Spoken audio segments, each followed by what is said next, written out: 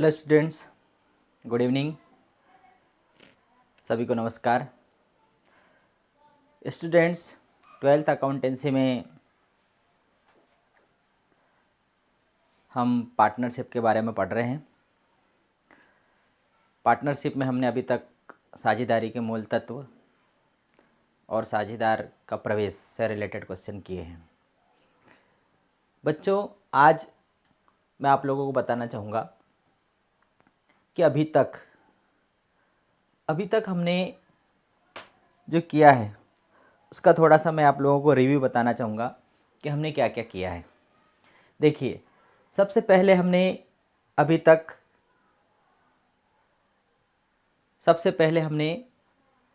Partnership में पहला point हमने पढ़ा प्रॉफिट एंड लॉस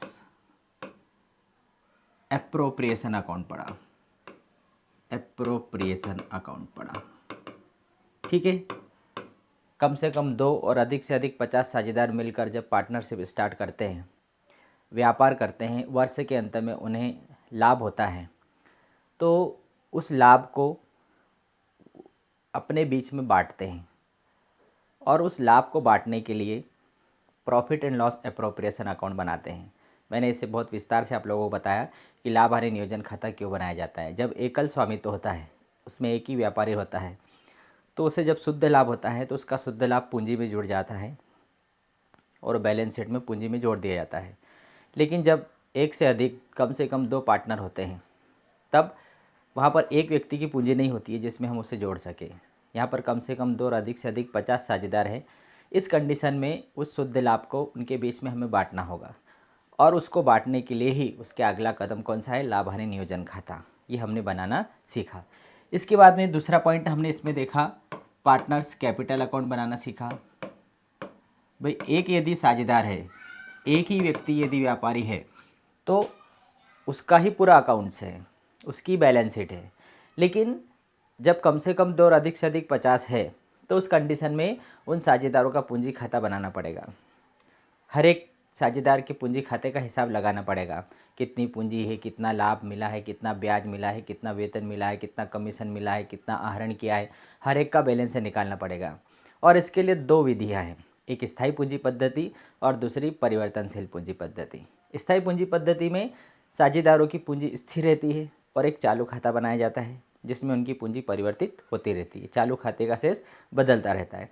दूसरा परिवर्तनशील खाता देखा, जिसमें एक ही खाता बनाया जाता है और उसमें इनकी पूंजी बदलती रहती है, जिसमें सारे समायोजन हम करते जाते हैं। तो पहले चैप्टर साझेदारी के मूल तत्व में हमने ये 2 बातें देख ली थी। उसके बाद में हमने अगला चैप्टर देखा।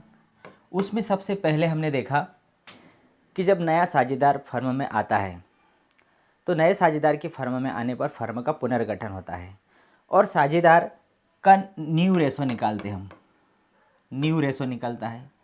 भाई, नया साझेदार यदि आएगा तो 2 थे, अब 3 आ गए, तो पहले 2 हिस्से होते थे, अब 3 हिस्से होंगे। इसका मतलब पुराने साझेदारों को अपना हिस्सा त्यागना पड़ेगा। तो न्यू रेशो भी निकलेगा और दूसरा कौन सा रेशो निकाला जाएगा, सेक्रीफाइस रेशो निकाला जाएगा, त्याग अनुपात निकाला जाएगा। नया अनुपात भी निकलेगा और त्याग अनुपात निकलेगा। इसको निकालना हमने सीख लिया है। भाई, जब नया साझेदार आएगा तो उसे पुराने साझेदारों को अपना हिस्सा त्याग करना पड़ेगा। तो त्याग करने का रेशो क्या है, त्याग अनुपात बराबर पुराना ऋण नया। पुराना ज़्यादा रहेगा और नया कम मिलेगा, क्योंकि अपने हिस्से में से उन्होंने नए साझेदार को कुछ हिस्सा त्याग किया है। तो त्याग अनुपात किस प्रकार से निकालना है वो हमने सीख लिया, और त्याग अनुपात के आधार पर न्यू रेशो किस प्रकार से निकाला जाता है वो भी हमने देख लिया। इसके बाद में हमने दूसरी चीज़ कौन सी देखी, वैल्यूएशन ऑफ गुडविल। गुडविल का मूल्यांकन करना हमने सीख लिया है। ख्याति का मूल्यांकन किस प्रकार से किया जाता है, किन किन विधियों से किया जाता है वो हमने देखा। औसत लाभ विधि, अधिलाभ विधि, पूंजीकरण विधि, इन विधियों से हमने ख्याति का मूल्यांकन करना सीखा। उसके बाद तीसरा पॉइंट हमने देखा इसमें, treatment of goodwill. Treatment of goodwill, जब नया साझेदार आता है तो नया साझेदार फर्म की संपत्तियों में हिस्सा प्राप्त करने के लिए पूंजी लाता है और फर्म के लाभ में हिस्सा प्राप्त करने के लिए उसे प्रीमियम राशि लाना पड़ती है। उसके हिस्से में जो ख्याति की राशि आती है वह नगद या किसी भी प्रकार से लाता है, वो प्रीमियम राशि लाता है, और वो प्रीमियम राशि जो साझेदार त्याग कर रहे हैं उन्हें दी जाती है। तो हमने ट्रीटमेंट ऑफ गुडविल के भी क्वेश्चन देख लिए। इसके बाद में ट्रीटमेंट ऑफ गुडविल के बाद में जब नया साझेदार आता है तो रिवैल्यूएशन अकाउंट, पुनर्मूल्यांकन खाता बनाना सीखा कि जब नया साझेदार आता है तो उस दिन फर्म की संपत्ति और दायित्वों का रियल वैल्यू क्या है, और उसके लिए उनका पुनर्मूल्यांकन किया जाता है। पुनर्मूल्यांकन पर लाभ और हानि आते हैं जिसको पुराने साझेदार अपने पूंजी खाते में बांटते हैं। फिर इसी के आधार पर हमने कौन सा खाता बनाना सीखा, पार्टनर्स कैपिटल अकाउंट। पुनर्मूल्यांकन के बाद में पार्टनर्स कैपिटल अकाउंट बनाना देख लिया। ठीक है, तो रिवैल्यूएशन अकाउंट भी बना लिया, पार्टनर्स कैपिटल अकाउंट भी बना लिया। यहाँ तक का हमने अभी तक देख लिया, यहाँ तक का हमने पढ़ लिया है कि नया साझेदार जब पार्टनरशिप स्टार्ट होती है तो उनके बीच में जो प्रॉफिट होता है उसके लिए profit and loss appropriation account बनाते हैं, फिर पूंजी खाते बनाए जाते हैं। फिर न्यू पार्टनर आता है तो न्यू रेशो निकलता है, त्याग अनुपात निकाला जाता है। वैल्यूएशन गुडविल का मूल्यांकन किया जाता है, उसका समायोजन किया जाता है, और फिर पुनर्मूल्यांकन और पार्टनर्स कैपिटल अकाउंट बनाया जाता है। अब आज हम जो एक नया चैप्टर शुरू कर रहे हैं वो है रिटायरमेंट ऑफ पार्टनर, साझेदार की निवृत्ति या साझेदार का अवकाश या मृत्यु। जिस प्रकार से कम 2 और अधिक से अधिक साझेदार पार्टनरशिप फर्म स्टार्ट करते हैं, बाद में बीच में किसी नए साझेदार को प्रवेश देते हैं, उसी प्रकार से साझेदारी के दौरान कोई पुराना साझेदार फर्म को छोड़कर जा भी सकता है। या तो वह वृद्धावस्था के कारण चला जाए, या बीमारी के कारण चला जाए, या किसी मतभेद के कारण चला जाए, या किसी अन्य उसका पारिवारिक कारण हो सकता है कि कहीं और शिफ्ट हो गया, और भी बहुत सारे कारण हो सकते हैं, या उसकी डेथ हो जाए। तो साझेदार जब फर्म से अलग होता है उसे बोला जाता है साझेदार का निवृत्त होना या साझेदार का रिटायरमेंट लेना। अब ऐसी कंडीशन में भी जो चलती हुई साझेदारी में से जब एक पार्टनर अलग हो जाता है तो उसका उस दिन हिसाब करना पड़ता है। वह जो हिस्सा प्राप्त कर रहा होता है वह पुराने साझेदार प्राप्त करते हैं। भाई नया साझेदार जब आता है तो पुराने साझेदार त्याग करते हैं, अपने हिस्से में से कुछ हिस्सा नए साझेदार को देते हैं, तो त्याग करते हैं। लेकिन जब पुराना साझेदार फर्म से अलग होता है तो नए साझेदारों को गेनिंग होती है, मतलब उन्हें प्राप्ति होती है। तो यहाँ पर जब पार्टनरशिप में नया साझेदार पुराना साझेदार जब रिटायरमेंट लेगा, आज हम जो पढ़ने वाले हैं रिटायरमेंट होगा, उस कंडीशन में भाई हमने ये चीज़ तो कर ली है, लेकिन अब हम क्या करने वाले हैं, ये चीज़ इसमें करने वाले। न्यू रेशो तो निकालेंगे, लेकिन सेक्रीफाइस की जगह क्या आ जाएगा, गेनिंग आ जाएगा। सेक्रीफाइस की जगह क्या आ जाएगा, गेनिंग आ जाएगा। देखिए, तो यहाँ पर हम क्या करने वाले हैं, न्यू रेशो तो निकालेंगे। न्यू रेशो, भाई पुराना साझेदार यदि जाएगा तो बचे हुए साझेदारों का नया अनुपात आएगा, तो न्यू रेशो भी आएगा। और सेक्रीफाइस की जगह क्या आ जाएगा, गेनिंग रेशो आएगा। गेनिंग रेशो मतलब प्राप्ति अनुपात आएगा, उनको कितना प्राप्त हुआ। भाई पुराना साझेदार जब जाएगा तो वो अपना हिस्सा छोड़ के जाएगा, तो उसके छोड़े हुए हिस्से को जो पुराने साझेदार जो बचे हुए साझेदार है वो प्राप्त करेंगे, तो वो कहलाएगा गेनिंग रेशो। इसके अलावा फिर वही की वही चीज़ें जो हमने करी है। अब वैल्यूएशन गुडविल, भाई ख्याति का मूल्यांकन तो एक बार हमने कर लिया, इसलिए उसको बार बार करने की ज़रूरत नहीं है। फिर हम करेंगे ट्रीटमेंट ऑफ गुडविल। भाई जो पुराना साझेदार यदि छोड़कर जाने वाला है, पुराना साझेदार यदि फर्म को छोड़कर जा रहा है तो वो अपना कुछ हिस्सा त्याग करके जा रहा है, कुछ हिस्सा त्याग कर रहा है, और बचे हुए साझेदार उसके हिस्से को प्राप्त कर रहे हैं। तो वो त्याग कर रहा है तो उसके त्याग के बदले उसके हिस्से की गुडविल की राशि उसको मिलना चाहिए, और उसे कौन देंगे, प्राप्त करने वाले साझेदार देंगे। जिन साझेदारों ने हिस्सा प्राप्त किया है वो साझेदार उसे ख्याति की राशि देंगे। तो यहाँ पर हम ट्रीटमेंट ऑफ गुडविल करने वाले हैं। इसके बाद में फिर वही जो हमने रिवैल्यूएशन अकाउंट बनाया वही वाला बनाएंगे। उस दिन फिर से हम रिवैल्यूएशन निकालेंगे, रिवैल्यूएशन पुनर्मूल्यांकन खाता बनाएंगे और पार्टनर्स कैपिटल अकाउंट बनाएंगे। यदि हमने एडमिशन ऑफ पार्टनर यदि ये अच्छी प्रकार से समझ लिया होगा तो रिटायरमेंट ऑफ पार्टनर ये हम पूरी तरीके से कर सकते। बस इसमें एक ही अंतर है कि वहाँ पर सेक्रीफाइस रेशो निकलता था, त्याग अनुपात निकलता था, यहाँ पर क्या निकलेगा, गेनिंग रेशो निकलेगा। ठीक है, तो हम इसको अब आगे समझते हैं।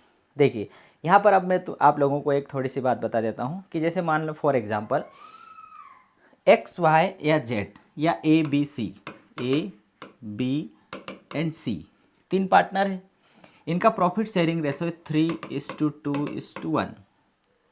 तीन पार्टनर है, इनका लाभ विभाजन का अनुपात है 3:2:1। अब प्रश्न के अंदर दिया है कि यदि ए रिटायर हो रहा है, यदि ए निवृत्त होता है, ठीक है ना, प्रश्न में ऐसा लिखाएगा, तो नया अनुपात क्या होगा? तो नया अनुपात क्या होगा भाई? यदि ए निवृत्त हो रहा है मतलब ए रिटायरमेंट ले रहा है, ए फर्म से रिटायर हो गया। प्रश्न में केवल इतना लिखा है कि ए बी सी तीन पार्टनर है, उनका लाभ विभाजन का अनुपात 3:2:1 है। फिर आगे लिखा है कि ए फर्म से निवृत्त होता है, तो बचे हुए कौन साझेदार बी और सी, उनका प्रॉफिट शेयरिंग रेशो क्या होगा? तो उनका प्रॉफिट शेयरिंग रेशो क्या होगा? 2:1 होगा। उनका प्रॉफिट शेयरिंग रेशो क्या होगा? 2:1। जब कुछ भी नहीं दिया हो प्रश्न के अंदर, केवल इतना दिया हो कि ए बी सी तीन पार्टनर है, 3:2 में लाभ विभाजन करते हैं और ए फर्म से अलग होता है, बस इतना दिया हो, तो फर्म का जो बचे हुए साझेदारों का लाभ विभाजन अनुपात बताइए। तो चलिए हमने ए को हटा दिया, ए को हटा देने पर बी और सी का क्या बचा? 2:1। तो नया अनुपात क्या आ गया? 2:1 आ गया। वे नया अनुपात क्या आ गया? 2:1 आ गया। ठीक है, तो ये आप लोगों को समझ में आ गया होगा। अब दूसरी कंडीशन फिर मैं बता देता हूं। ए बी सी 3:2:1 में साझेदार है। ए हट जाने पर उनका प्रॉफिट शेयरिंग रेशो क्या है? 2:1 आ गया। ठीक है, ये पहली कंडीशन हो गई। दूसरी कंडीशन में फिर ए बी और सी 3:2:1 में साझेदार है। बी फर्म से रिटायर हो गया, तो उनका प्रॉफिट शेयरिंग रेशो क्या होगा? ए और सी का प्रॉफिट शेयरिंग रेशो क्या होगा? 3:1 होगा। तीसरी कंडीशन देख लेते हैं। ए बी और सी 3:2:1 में साझेदार है। सी रिटायर हो गया फर्म से, तो ए और बी का प्रॉफिट शेयरिंग रेशो क्या होगा? 3:2 ये होगा।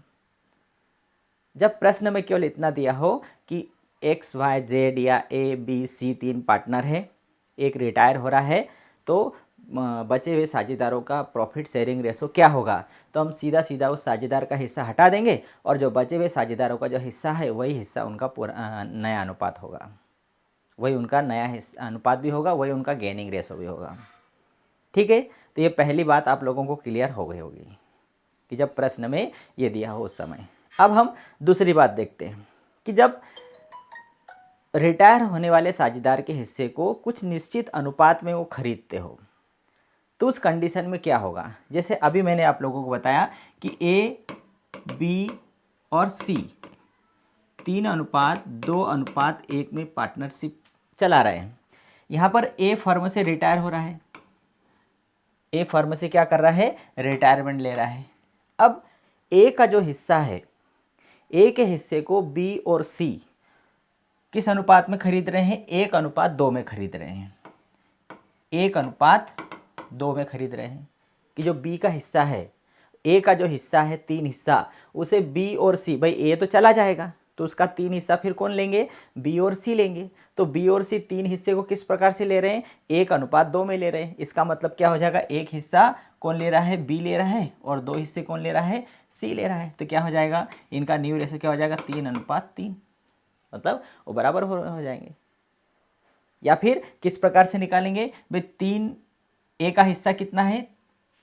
3/6 है, तो 3/6 का 1/3 किसने लिया? बी ने। तो कितना हो जाएगा? फिर 3/6 का 2/3 किसने लिया? सी ने। तो ये कट गया, ये कट गया, क्या बचा? 1/6 और 2/6। तो इसका शेयरिंग क्या हो गया? 1:2। यही आ गया ना। जो 1:2 हमने बोला था वही 1:2 यहाँ पर आ गया। जब किसी निश्चित अनुपात में वो खरीदते हैं तो उसका रेशो हमें निकालना पड़ेगा। और जब फर्मों में केवल इतना दिया हो कि XYZ इस अनुपात में बांटते हैं और एक साझेदार फर्म से अलग होता है, तो जो बचा हुआ हिस्सा रहता है वही उनका नया अनुपात भी है और वही उनका गेनिंग रेशो भी है। लेकिन जब दिया हो कि रिटायरमेंट होने वाले साझेदार का जो हिस्सा है बचे हुए साझेदार किसी निश्चित अनुपात में ले रहे हो, तो उस कंडीशन में हमें निकालना पड़ेगा। ठीक है, तो अब हम आगे एक क्वेश्चन करके देखते हैं इस टाइप का, क्योंकि पहला वाला जो कंडीशन मैंने बताया उसमें कुछ करने की ज़रूरत नहीं। उसमें जो रिटायर होने वाले साझेदार का हिस्सा हटा देंगे, बचे हुए साझेदारों का अनुपात जो रहेगा वही उनका प्रॉफिट शेयरिंग होगा। चलिए, तो हम आगे क्वेश्चन करते हैं।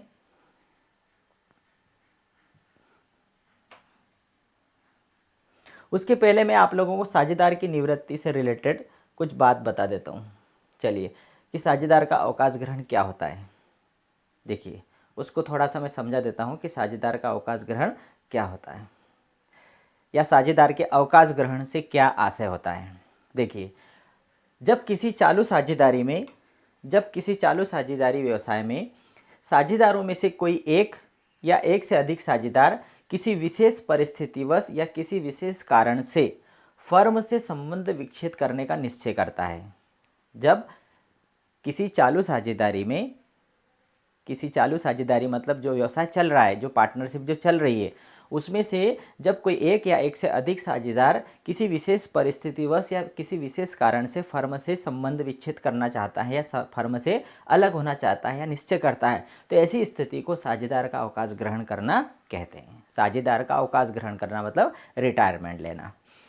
अब इसकी आवश्यकता क्यों पड़ती है भाई, किसी साझेदार को फर्म से रिटायर होने की आवश्यकता क्यों पड़ती है? तो पहला कारण मैंने अभी बताया आपको, या तो वृद्धावस्था के कारण या बीमारी के कारण या अन्य साझेदारों से विवाद होने के कारण या अन्य साझेदार द्वारा कानून सम्मत कार्य न करने के कारण।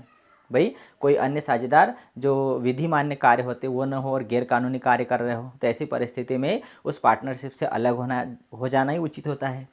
जब व्यवसाय गत कई वर्षों से हानि में हो, कंटिन्यू यदि उसे लॉस हो रहा हो, इस कंडीशन में भी कोई साझेदार फर्म से अलग हो जाता है। जब कोई साझेदार स्थायी रूप से दूसरे शहर या दूसरे देश में रहने का निश्चय कर चुका हो, ये सभी कंडीशन है जब कोई साझेदार फर्म से अवकाश ग्रहण करता है। ये प्रश्न कई बार परीक्षाओं में आता है कि साझेदारी अवकाश ग्रहण करने के क्या क्या कारण होते हैं, साझेदार अवकाश ग्रहण क्यों करता है उसके कारण लिखिए।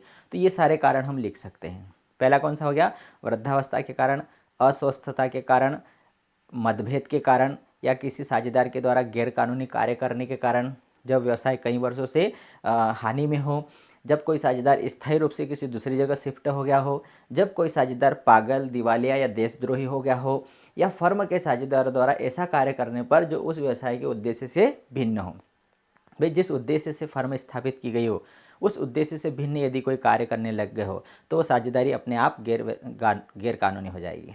तो ये सभी कारण क्या है? साझेदार अवकाश ग्रहण करने के कारण हैं कि कोई भी साझेदार फर्म से अवकाश ग्रहण क्यों करता है, किस कंडीशन में करता है, साझेदार के अवकाश ग्रहण करने की दशाएं बताइए। तो हम ये 8 पॉइंट उसमें लिख सकते हैं। ये प्रश्न आता ही है, कई बार ये प्रश्न आ चुका है। ठीक है, चलिए आगे देखते हम। अवकाश ग्रहण करने वाले साझेदार की वैधानिक स्थिति क्या है? जब कोई साझेदार फर्म से अवकाश ग्रहण करता है तो क्या होगा? वो भविष्य में फर्म की संपत्तियों में हिस्सा प्राप्त करने का अधिकार नहीं रखेगा। दूसरा, भविष्य में फर्म के लाभ में हिस्सा प्राप्त करने का अधिकार नहीं रहेगा। और तीसरा, फ्यूचर में फर्म के किसी भी दायित्व के भुगतान करने का उत्तरदायी नहीं होगा। और इस तीसरे वाले पॉइंट के लिए कि वह फ्यूचर में फर्म के किसी भी दायित्व को भुगतान करने की जिम्मेदारी नहीं रखेगा, इसके लिए उसे क्या करना पड़ेगा? उसे एक सार्वजनिक सूचना जन साधारण को अखबारों के माध्यम से देना पड़ेगी कि वह फर्म से अमुक दिनांक से अलग हो गया है। क्योंकि पब्लिक को नहीं मालूम, पब्लिक तो यही सब मान रहे कि भाई आप इस फर्म के साझेदार हो, इसलिए हमें सर्वसाधारण को सूचित करना पड़ेगा कि मैं इस दिनांक को इस फर्म से अलग हो गया हूँ, तभी हम फर्म के दायित्व से मुक्त होंगे। ठीक है, आगे अवकाश ग्रहण करने संबंधी लेखे क्या होंगे? तो अभी मैंने आप लोगों को बता दिया कि अवकाश ग्रहण करने संबंधी लेखे क्या होंगे। ठीक है। तो अभी मैंने आप लोगों को बता दिया है कि जब कोई साझेदार फर्म से अलग होता है तो उस कंडीशन में हम कौन कौन से लेखे बनाएंगे, तो वो मैंने अभी आप लोगों को क्लियर कर दी वो बात। चलिए आगे हम देखते हैं,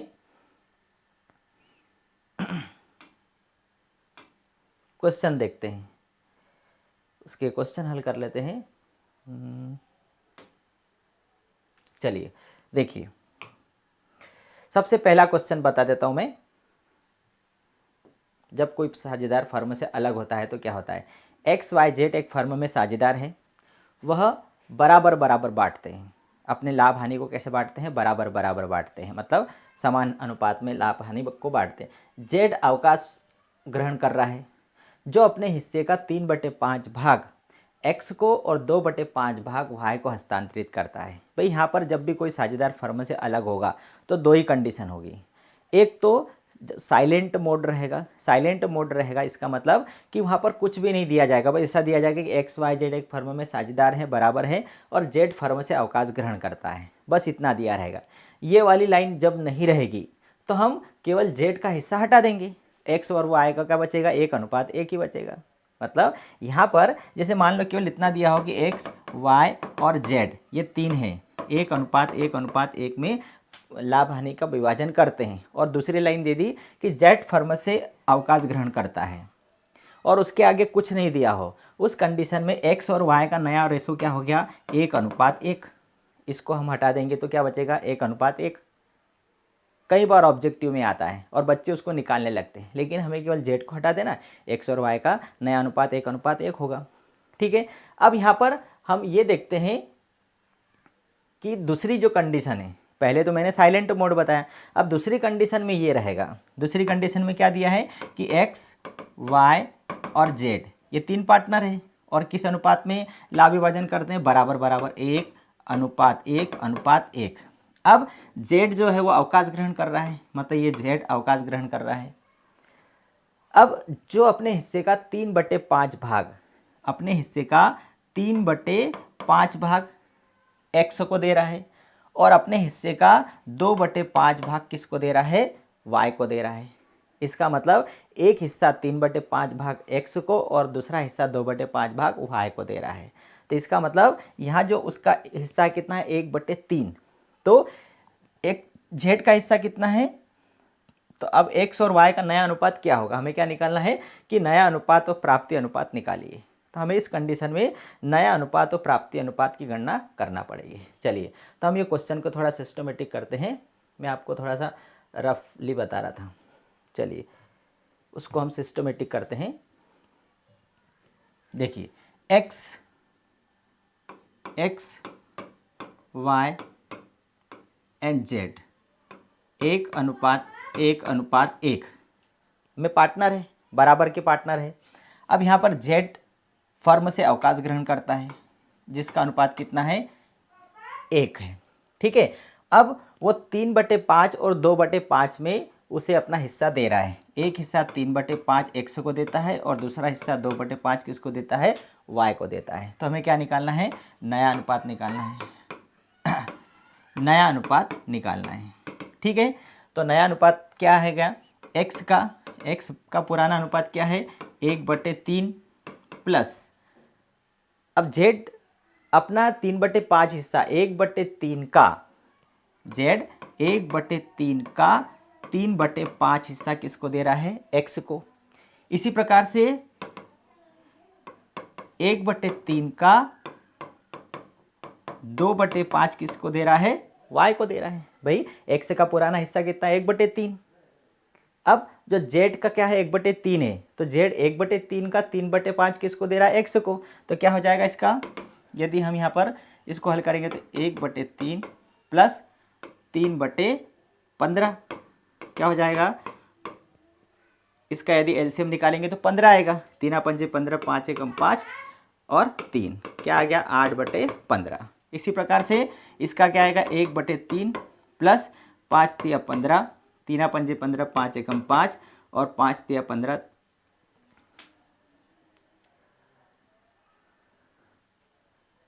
5×3 एक मिनट, इसको हम किस प्रकार से हल करेंगे, देखिए फिर से हल करता हूँ। 1/3 प्लस 2/15। तो क्या आ जाएगा 15, 3 पंजे 15, 5 एकम 5 और 2, क्या आ गया 7/15। तो इनका जो न्यू रेशो है, नया अनुपात क्या आ गया 8:7। ये क्या आ गया नया अनुपात आ गया। इसी प्रकार से हम क्या निकालेंगे उनका प्राप्ति अनुपात निकालेंगे। तो प्राप्ति अनुपात किस प्रकार से निकालेंगे, जिस प्रकार से हम त्याग अनुपात निकालते हैं वैसे आप क्या निकालेंगे, हम प्राप्ति अनुपात निकालेंगे। चलिए तो प्राप्ति अनुपात निकाल लेते हैं। ये नया अनुपात था, अब निकालेंगे प्राप्ति अनुपात। प्राप्ति अनुपात किस प्रकार से निकलेगा, नया अनुपात ऋण पुराना अनुपात, नया अनुपात ऋण पुराना अनुपात। ठीक है, x का नया अनुपात क्या है 8/15। अब इनको हम 8/15 क्या है नया आ गया, ऋण पुराना क्या है 1/3। ठीक है 15 तो कितना आ जाएगा 8 ऋण 5, 3/15। इसी प्रकार से y का पूरा नया कितना है 7/15 और पुराना कितना है 1/3।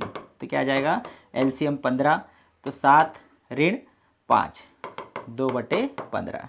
क्या आ गया ये 3/15, 2/15 मतलब 3:2। ये क्या आ गया इनका प्राप्ति अनुपात आ गया। ठीक है, दो चीज़ें हमें निकालना थी।